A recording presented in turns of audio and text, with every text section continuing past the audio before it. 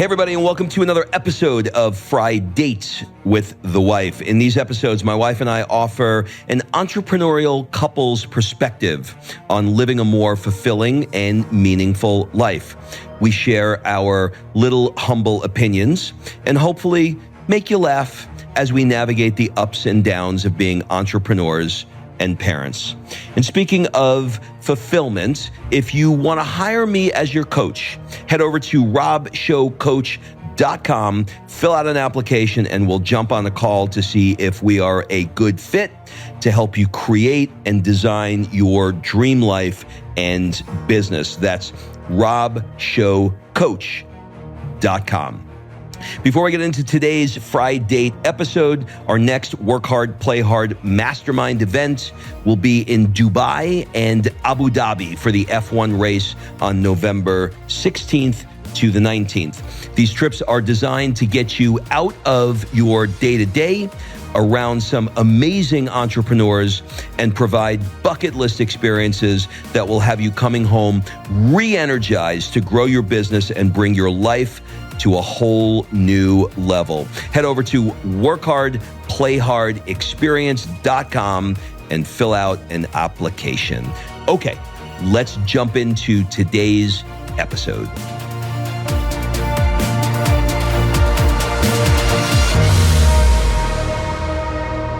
Well, Kimberly, Ben Affleck, J-Lo, Murgatroyd, Bennifer.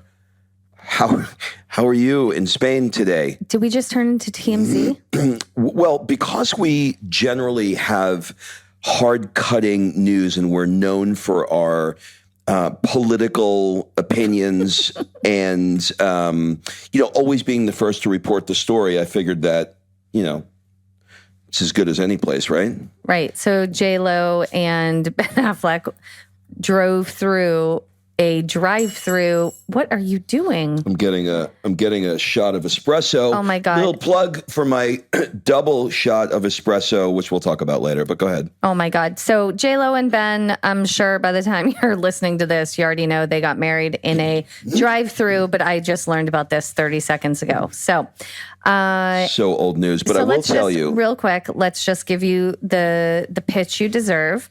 So my husband, this man over there, has a new episode every Wednesday called Double Shot. Why did we name it Double Shot? Because he drinks about 12 of them in the morning and double shots of espresso, not vodka. That would be a lot. So he's doing a little solo episode. Yeah, so what I'm going to do is I've always wanted to do a solo episode. It's interesting because when I do an interview, it is primarily the guest's platform. I try and keep it conversational, but it's about the guest. And when I do my Fri-Date show, let's be honest, it's about my wife. But there's nothing in between where it's just me and this three-ring circus of a brain that I have trying to navigate life. And so I thought, let me do it. And the reason why this is an important piece to get. For those of you that have something that you really want to do, but for whatever the reason is, you haven't gotten to it, there's usually a procedural or a systems way to do it. So for me, I was like, you know what? I walk everywhere. I absolutely can put earbuds in my ears, hit record on my voice recorder, and walk down the street and send it to the editor to edit. I could totally do that, and anything else is just a bullshit excuse. So last week, I just got up and said, that's it. I'm going to do it. And I'm doing it. I'm very proud of you. Thank you. I listened to part of your first episode, which that'll make the first podcast of mine you've ever listened to. And I must be because I forced you to. But it was really good, and I was really proud of you. So I'm excited to hear more. So what are we talking about today? That'll be delivered on Wednesdays, coming to a podcast player near you. We are talking about whatever it is that you want me to talk about. Perfect. We are going to talk this morning about a message I got in my inbox. And I want everyone to know first that I don't share anything. I don't screenshot messages or share content without prior approval from whoever sent it. I just don't feel like that's good. So this wonderful gal sent me a message relating to an Instagram story that I had posted. And the story was my laptop in front of the pool. And I just wrote, each morning I snag an hour or two to work. I work on content, create reels, and sift through videos for our YouTube show. Then it's all family time. And so she messaged me, and she's Italian. And she said, I just don't understand if it's a creator thing or American thing, but why do you work on holiday? The whole point should be not to do it. As an Italian, but it's true for most of Europe, it truly does not make any sense to me. And, that message opened up a really interesting conversation. And I thought it would make a good little Fri-Date for us. All right. So who wants to go first? You can go first. Okay. I had the conversation with her, but you can go first. So look, I think she has a really valid point, and I also think it's quite contextual to where we are in our life with how we've set up our life to be. So let's deal with the practical side first. You can't travel for 3 months and not work, or at least I can't travel for 3 months and not work. You got a finger. Go ahead. I do have a finger. You're giving me the finger. I'm giving you the finger. That's what I said to her. I said, here's our specific situation. We're taking almost 3 months off. And if you're in a position in your business where you can take 3 months and absolutely not work, go for it. And I would love that too. But the way we have set up our life is that we can kind of live and work anywhere. And so when we have now 3 podcast episodes a week, we have Patreon content, we have social media content, not to mention that's just the businesses you know about. We have other things going on too. There has to be a little bit of dedicated time to just make sure our e-commerce store is up to date and, our network marketing business is going, and all of the other little things we have that are in flux, to just touch point on all of it. And being able to do that from anywhere is really a blessing and how we created our life. And so I said to her, we set up our life so we can change our location at a whim. And right now it's 103 today in Florence, where we live. And so why would I work from that environment when I could just move my work environment to a new place? And I only work a couple hours a day anyway. So why not just shift our work environment and make it a bit more of a working holiday versus just a straight up, we're taking the 1 to 2 weeks off vacation? I have to tell you, as you're describing this, there's not a whole lot of difference between what we're doing now in terms of the work flow than we're normally doing from home. So, for example, we don't have an ocean, we don't have a pool. So we're not doing beach activities. And obviously, it's not always summer. So that piece of it is different. But our typical day is not a whole lot different. Sophia goes to school, I work out, you go shopping, we come back, we work. Oh my God, you literally just made me sound like a shopaholic. I go grocery shopping. No, grocery shopping. Oh, I was like, I go shopping. No. I go shop. Sorry. I felt like I was in Pretty Woman for a second. No. I should have said grocery shopping. You're not a shopper. I am. And we work for about 3 hours, and that's kind of it. So I would say maybe we're focused on maybe another hour or two of work than we are on vacation. But I think the bigger piece of this is if we sort of like dig past this piece of working on vacation and talk a little bit about how the Europeans / Italians vacation. I think that's an interesting conversation, because what prompted her was the confusion of what we do on vacation, because it's not incredibly uncommon for an American to take a vacation, even their 1 week a year that they take, to actually be working on that 1 week. I think it depends on the job. And so what I also had shared is, if you're an entrepreneur, a solopreneur, you have your own business or whatever it is, especially if it's online, if it's in the online space, you're going to have to do some level of work if you are gone for an extended time. But if you're a typical 9 to 5 person, you're checking out of the office and you're truly on vacation. I don't necessarily look at what we're doing as being on holiday. I look at what we're doing as we changed our location. You know what I mean? Like we're traveling. I more look at it, and which is different to me than vacation. Like when we went to Greece, we didn't work. We didn't do Zoom calls and things like that. So that we were gone for 10 days, and that was our holiday where we didn't work because we had just come off of events and all kinds of stuff. And so that for me was our holiday. Now I just feel like we're traveling and we're doing what we set up our life to do, which is work on vacation. And I want to get to what you were talking about the Europeans and Italians. Hold off, though. I'm sorry to interrupt your flow. You said something that was really interesting before you go on to this next piece. I had a little download from the universe here. Oh, my God. Are you in California right now? Yeah. Well, mentally I am. We use this time to be creative. So let me give you an example. When we... okay, so what time is it now? It's 10:42. So we probably got up maybe 8 o'clock, 8:30, somewhere in there.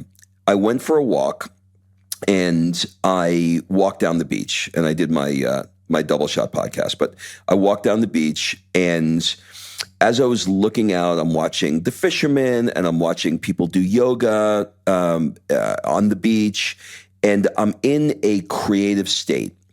And then I come back and I say to Kim, I got an idea. And we go to the pool and we recorded a reel for entrepreneurs to help them break out of the trance. Doesn't matter what the reel was about. So the way I use these trips is, yes, they are vacations, and yes, they are a time for our family to get together. But what they also are is, because we're creators, we are content, like we just have to call a spade a spade. We are content creators. That's what we do. Like we do events, we do podcasts, but we are creators of content to share with the world. And to create, you have to be inspired. And if you are sitting in the same place over and over again and you don't get yourself out of it, you're not getting new ideas to create content. And when those new ideas come, if you don't create them in the moment, they're stale. I can't take this idea I had for a reel that is just popping around in my brain right now and wait until I get back and then do the reel when I get back there. There's an environmental trigger that gets me going. So one of the things that I use this for is to sleep and feel alive when I wake up, because Sophia doesn't have to go to school. We don't have to get up early. To look at a different side of my life, like when Sophia's gone for 8 hours a day, my head is focused on other things. It's not focused on her. But when she's here and she's splashing water in my face in the pool and climbing on me, I'm thinking about my relationship with her. And so I'm thinking about and doing different things than I normally do, which is creating new ideas, new content, and triggering different ways to share them. Yes, absolutely agree. I love that. Another thing she said is that Italians/Europeans and Americans have always been on the opposite sides of work and life balance. And I think that's really interesting. And I also think that there is going to be a shift in that, because if you go back 50 years, there was a traditional 9 to 5, 5 days a week, you're in an office or whatever. Now there's every country is starting to put out nomad visas and work from home visas and telework visas and stuff like that. With what we went through in the last couple of years with COVID, businesses learned that they can still get great work out of people when the people aren't in the office. People learned that they don't necessarily have to be in an office setting, and time flexibility has become more prevalent in the business world, even if you have a 9 to 5. I mean, look at our older daughter. Our older daughter is in a new city constantly traveling, and she has a job, but she is always somewhere traveling. She is crossing the country and soon coming to Europe. And she can do it because she works from her laptop. And I think that as the world shifts into more of a time flexible work becoming more common, I think you will see holidays transform as well, where yes, instead of taking that 1 week to go to Spain or wherever, you might take 1 month and take a few days off for work. Maybe you won't work all day, every day, but you'll still have to fit it in. And I think we're going to see a trend to shifting to that. And I don't necessarily think it's a bad thing, because I think it's just a mindset thing. I think if you had only 1 week a year, or like the Italians take the August 15th to September 1, I think if that's all you have, then by all means, go all in and don't do any work. But if you have the flexibility to take a month, 2 months, or whatever and travel, then be open to getting a couple hours in and then spending time with the family. And like yesterday, Rob, you did a couple hours in the morning. We had a full day with Sophia and me and you and the beach and splashing and all the things. And then you came back and you did a Zoom with a new couple wanting to join your platinum event in either San Moritz, or I think we're going to do the French Riviera. And so it was really like, it's a very balanced day. It's not like Americans grinding. Like we went to the airport to come here. You remember this? And we're going through security. And I shit you not, there's a guy with a laptop open walking through the airport, like typing. And he's like going through security, holding his laptop open and working. That is a problem. Okay. It looked like he had the launch codes. And if he didn't get this in, that, somebody was going to, like a country was going to explode. It was like watching, It was watching Jason Bourne going through the airport. And so one more thing, and then we'll get to what you wanted to talk about. I shared with her the conversation we had with, I think it was Francesco, where you made a comment and you said Americans don't know when to stop working. And he joked, and he's Italian, and he said sometimes Italians don't know when to start. And I shared that with her, and she said it's probably true and too true on both accounts. And she remarked that you and I have found the pros and cons of each. The American mindset on work and the Italian mindset on work. And we're coming to some sort of middle ground where we know when to start and we know when to stop. And I think that is what we've been talking about for the last almost 20 years together, in our messaging, is that we have this one life and we have to go all in on it. And it's not just about business, and it's not just about work, and it's not just about attainment of things, and it's not just about financial success. Although all of that is great, we also have to have the balancing act of family time and love. Because Rob, like, you're so all in with Sophia that your relationship with her, like, you're not going to blink and she's going to have grown up and you're going to miss most of it because you were in the office or you were on a business trip or you were somewhere not with her. Like, she's getting the best of you. And that is the biggest gift you can give her. Well, thank you for saying that. I love this conversation. So, God, you said so many things. You're welcome. I'll hit some quick highlights. I remember reading The 4-Hour Workweek. I guess it's probably 12 years ago now, maybe longer. I don't know if it's their 10th anniversary or 15th. And he talks about how you can write a letter. I think he gives you an email template to write a letter, to write an email to your boss to try and convince him that you could work from home, and to come up with a way that you can say, look, if I can do my job from home remotely, and this was before Zoom existed, if I can find a way to do it remotely, would you at least give me a shot? And COVID, as we all know, forced that hand, and everybody was forced to work remotely. There was no other way to work. Well, he was ahead of his time in thinking about remote work. Okay, now let's enter my daughter, Demi, who's, how old is she, 24 or 25? 24. 24. And she came into the workforce predominantly around COVID. Like, she worked a couple of years before COVID, but like she really like came into her own like right in the pandemic. And so she got a taste, like we all did, of what it's like working remotely. And all of her friends were like, why would we ever go back into the office? So the standard for her is, I will leave this bitch. I will leave this job if you make me come. Like, the thought of her going into an office is like, are you out of your minds? So what is her life? Her life is living in San Diego, working from home, and constantly jumping on a plane to visit a friend that lives in Charlotte. Now, in 2 weeks, she's flying to Rome. And all of these things that she's doing remotely because it's her new normal. It's her new standard, and she can do it.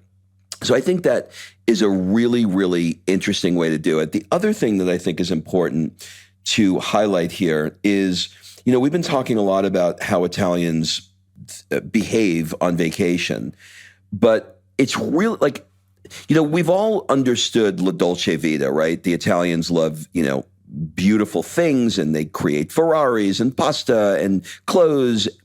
But until you really see them like living, they will sit their ass on the beach until 9 o'clock at night and have absolutely no apologies whatsoever, come back and go out to dinner at 11 or 12 and come back at 2 or 3 o'clock in the morning, and then wake up and have an espresso and a cappuccino and a cornetto, you know, like a croissant. And they really lean into living when they're working. You should see them on vacation. Like it's next level shit. Well, we didn't expect that because we came to Spain, and last night we're sitting at dinner in a little Italian restaurant, and I looked at Rob. I said, we found the best Italian island ever. Like, we didn't think Italy had beaches like this. They don't. It's Spain, but it's all Italian. And so it's actually like a hidden Italian secret, I think. But now we're getting to like witness the Italians in full action. And it's beautiful. I love watching the Italian kids playing at the beach, the families all engaged. I love all of it. I think it's so wonderful. And by the way, I'm not saying American families aren't engaged at the beach or whatever. We're making a remark that these people are all in. I did a story last night about how Formentera is just incredibly late. And we're going to dinner at 8 o'clock. And of course, we're the first ones opening the place, and how everybody's coming later. And then I did a video pan of, you could see Rob and Sophia. And then there was like an older couple next to them at dinner, and then the sunset. And one of my friends sent me a message, and she said, well, with that old couple next to you, you're driving home the point that you guys go to dinner early. I was like, yeah. And they just sat down an hour after we got there. Like, you know, and that's just the life. It's literally, no one's in bed by 9. It's just the life. And they are going to suck every last drop out of their vacation, out of their life. So I totally get the point of the girl that sent the message. She's like, why are you working? Like, if you take that as your lens and then you look at me at the pool with my laptop, you're like, what the hell is wrong with you? Yeah. You're on holiday. Go be on holiday. And if we did just go be on holiday, we would not be recording this right now. All right, there's one thing I want to leave you with, and that is the opposite of this, which is we talked a little bit about work from home and working via Zoom remotely. There's a flip side to this, and the flip side, I have some friends. My friend Darren, who has a company with a lot of employees, we had this conversation And it was an interesting one because I was like, well, what are you going to do now? Like you got this big facility that all your people work out of. Like how are you going to handle this? And, he said, it's an interesting conversation because, we're going to be doing a hybrid, right? Some of the employees will work at home and some of them will come in. And I was like, well, why not just have all of them work at home? He said, because you got to be together to collaborate. And I'm like, what do you mean? Like, why can't you collaborate over Zoom? He said, so like when you're in a place where you're trying to create something, a new product, new innovation, you got to be able to knock on somebody's door and say, can I come in for a second? And then be able to go to like a work table and brainstorm for 2 or 3 hours. Like you can't just open a Zoom at 9 o'clock when somebody's got a full Zoom calendar and, go, okay, let's be creative. And well, let's bring Charlie on. Like you need to be able to go down the hall, get Charlie, bring him in here. Let's get a whiteboard. And that made sense to me. So I think not every single function in the world today can be done remotely or should be done remotely. I think a lot of it can, and I think depends on the position, but I also think you need collaboration. Like Kim and I could not run our company as well as we do if we were completely remote we're married, so that'd be weird, but completely remote from each other. Like we need to sit down, have a cup of coffee, throw an idea around and have Kim tell me I'm wrong for 80% of what I say, right? I need somebody to do that. I'm so glad you acknowledged that you need me to tell you you're wrong. All right. Are we done with this? I think we're done with this. Right. So what was the point? The point is... Listen, I don't know that there's an exact anything. I think that hopefully... It's just an interesting conversation. Yeah, I think people will hear this and they will hear different aspects of their own life. Either they're working and they have like completely no relation to any of this, but want to be remote, or they're remote and they need to collaborate, or they're working on vacation and they want to be more Italian, or you know what I mean? Like they're going to pick the piece. Well, why are we talking about how they're going to see this? They're just going to do it. All right. Is Goodbye. It over? It's over. Okay. Bye. See you next week.